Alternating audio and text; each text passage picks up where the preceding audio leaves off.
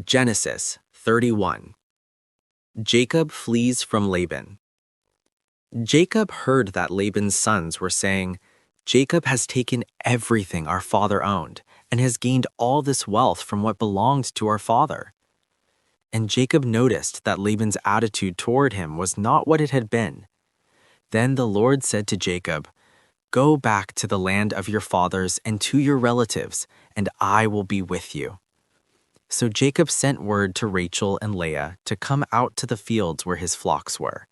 He said to them, "I see that your father's attitude toward me is not what it was before, but the God of my father has been with me. You know that I've worked for your father with all my strength, yet your father has cheated me by changing my wages 10 times. However, God has not allowed him to harm me. If he said, 'The speckled ones will be your wages,' then all the flocks gave birth to speckled young. And if he said, 'The streaked ones will be your wages,' then all the flocks bore streaked young. So God has taken away your father's livestock and has given them to me. In breeding season, I once had a dream in which I looked up and saw that the male goats mating with the flock were streaked, speckled, or spotted. The angel of God said to me in the dream, 'Jacob.' I answered, 'Here I am.' And he said, 'Look up and see that all the male goats mating with the flock are streaked, speckled, or spotted, for I have seen all that Laban has been doing to you. I am the God of Bethel, were you anointing a pillar and where you made a vow to me. Now leave this land at once and go back to your native land.'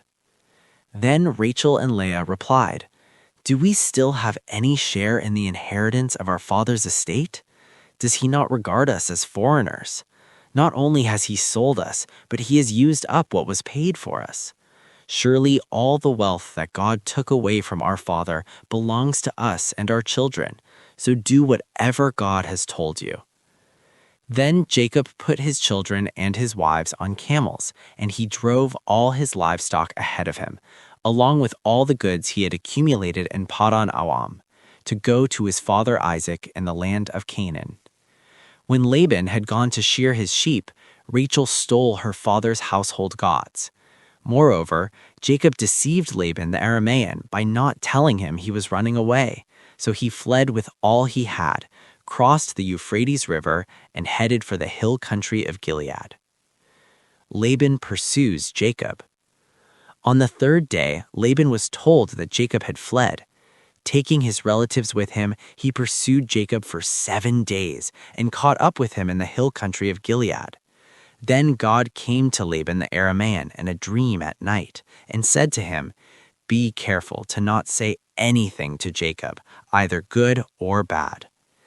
Jacob had pitched his tent in the hill country of Gilead when Laban overtook him, and Laban and his relatives camped there too. Then Laban said to Jacob, 'What have you done? You've deceived me, and you've carried off my daughters like captives in war. Why did you run off secretly and deceive me? Why didn't you tell me so I could send you away with joy and singing to the music of timbrels and harps? You didn't even let me kiss my grandchildren and my daughters goodbye. You have done a foolish thing. I have the power to harm you, but last night the God of your father said to me, 'Be careful to not say anything to Jacob, either good or bad.' Now you have gone off because you longed to return to your father's household. But why did you steal my gods?"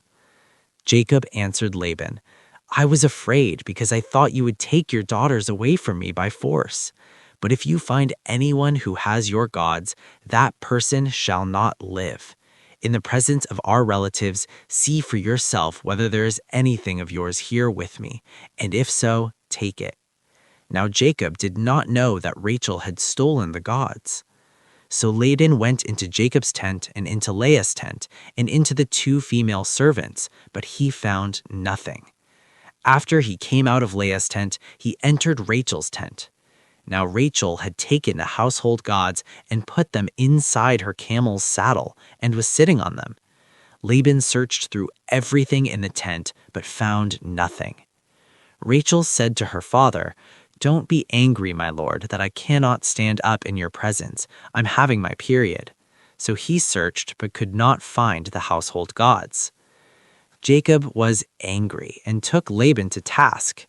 "What is my crime?" he asked Laban. "How have I wronged you that you hunt me down? Now that you have searched through all my goods, what have you found that belongs to your household? Put it here in front of your relatives and mine, and let them judge between the two of us. I have been with you for 20 years now. Your sheep and goats have not miscarried, nor have I eaten rams from your flocks. I did not bring you animals torn by wild beasts. I bore the loss myself. And you demanded payment from me for whatever was stolen by day or night. This was my situation. The heat consumed me in the daytime and the cold at night, and sleep fled my eyes. It was like this for the 20 years I was in your household. I worked for you 14 years for your 2 daughters and 6 years for your flocks, and you changed my wages 10 times. However, God has not allowed him to harm me. If he said, 'The speckled ones will be your wages,' then all the flocks gave birth to speckled young.